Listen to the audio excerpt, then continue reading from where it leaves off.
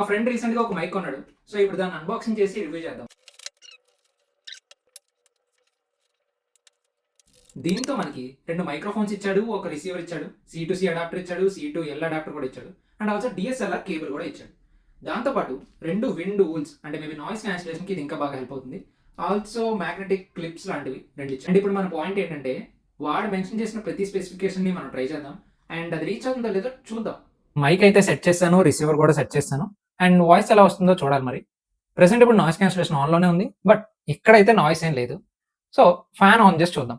అవుట్‌డోర్‌లో గూడా మనకి నాయిస్ క్యాన్సిలేషనే చాలా ఇంపార్టెంట్. అదే లేకపోతే ఇలాంటి మైక్ కొని చాలా వేస్ట్ కదా! ఇప్పుడు ఇది ఎలా వర్క్ అవుతుందో చూడాలి. నాయిస్ అనేది బానే కట్ అయింది. బట్ చిన్న చిన్న డిస్టర్బెన్సెస్ ఉన్నాయి. చూద్దాం. ఈ విండ్ వూల్‌ని కూడా ఒకసారి ఏసి ట్రై చేద్దాం.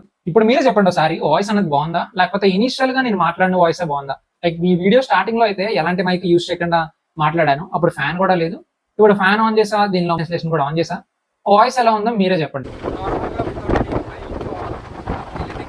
రివ్యూ చేద్దామనంటే ఇప్పుడు కాల్ ఎక్కువ ఉంటుంది కదా, ఈ వాయిస్ కరెక్ట్గా రికార్డ్ అయిందనుకో సరిపోతుంది. బస్సులో వాయిస్ ఉంటుందని చెప్పి సో ఒకవేళ ఈ వాయిస్ కూడా సరిగ్గా రావట్లేదంటే ఇది వేస్ట్ అని చెప్పాలి.